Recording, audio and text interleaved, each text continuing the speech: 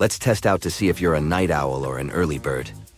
If you like to wake up early in the morning and have more energy during the first part of the day, you're certainly an early bird.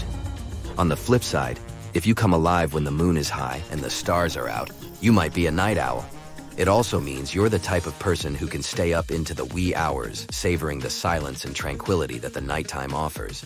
For you, staying up late is a breeze, while hitting the snooze button in the morning becomes a tempting routine. But hey, there's a little more to it than just early to rise or late to sleep. The early birds, though they start off the day in high spirits, tend to wind down as the day progresses. Come afternoon or evening, they may find it a struggle to keep their eyes open. In contrast, the night owls might stumble out of bed in the morning feeling a bit meh. It can take them anywhere from half an hour to an hour to shake off the sleepiness and kickstart their engines. But once they're past this initial slump, they gradually start to ramp up their energy levels. Problem is, these so-called morning people seem to be running the world. You remember the old saying, right?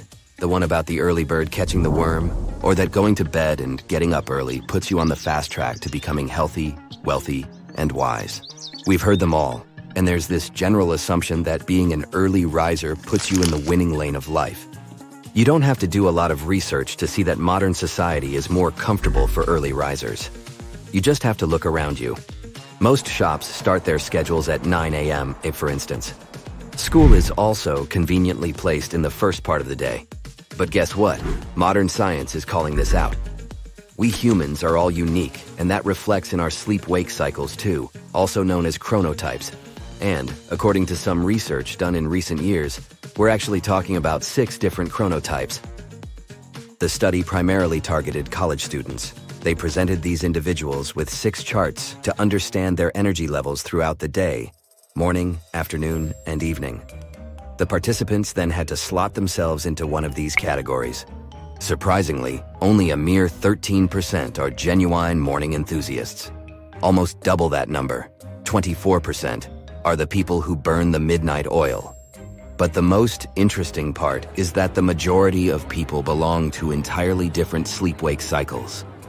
For instance, there's a small yet spirited 9% who are just bursting with energy all day long.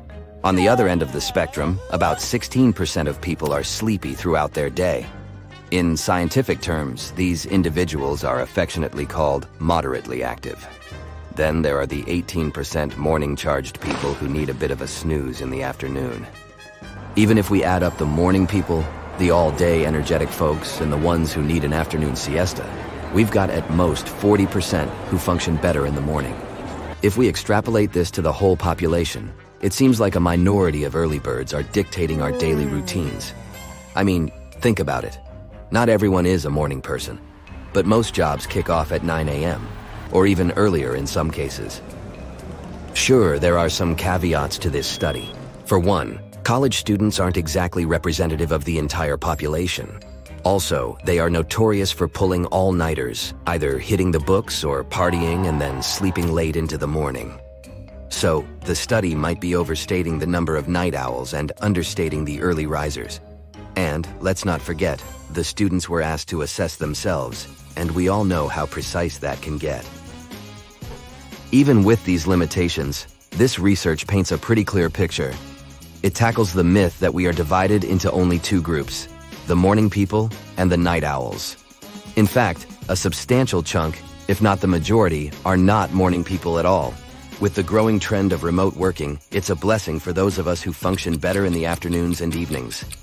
Finally, we can sync our work schedules with our natural sleep-wake rhythms. But let's say the initial classification is correct, that there are only 2 types of people, those that like to wake up early and those that would rather not. It's obvious that tending to wake up later during the day might come with its own set of challenges. You might find it hard to concentrate during those first working hours. You might even underperform while in class if you're still in school. It raises the question, could night owls become early birds?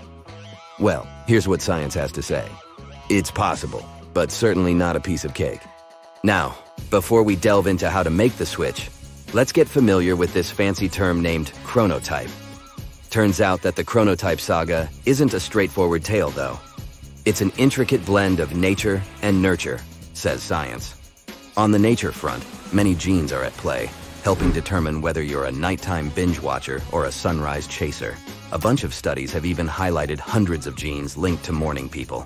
These genes have a say in our circadian rhythm, which is just a fancy name for our natural sleep-wake cycle, leading to our chronotype.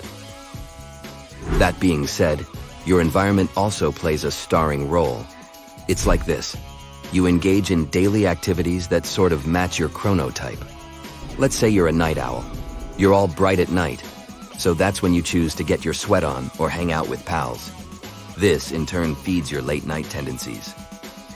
The environment's influence gives us hope, though.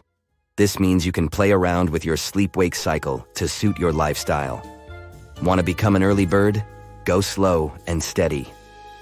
Specialists advise gradually setting your alarm 15 to 20 minutes earlier every few days over a period of weeks until you've hit your ideal wake-up time. Remember, consistency is your friend here. You might start adjusting as your work week progresses, but if you revert to your late-night ways and morning snoozes on weekends, you'll hit a roadblock. That momentum you've been building all week will soon be gone. Light exposure also plays a crucial role. Before bed, switch off those screens to avoid blocking the production of melatonin, a hormone that sets your sleep-wake rhythm. When you wake up, let the light in, signaling your body to wrap up melatonin production. Late-night activity can mess up your transition too. Swapping your night workout sessions for morning or afternoon ones could work wonders. You might even need to reconfigure your meal timings. But hey, if being a night owl suits you and doesn't interfere with your commitments, feel free to keep that schedule. You know how some people get super inspired by those top CEOs and try to replicate their crack of dawn routine, right? Well, it might not be as awesome as you think. If you're trying to be an early bird but you're cutting back on your beauty sleep, that's a big no-no. You're basically inviting a whole entourage of unpleasant stuff, like feeling grumpy, struggling to focus, potentially gaining weight, feeling jittery, and upping the risk of having heart problems. And here's another nugget of wisdom.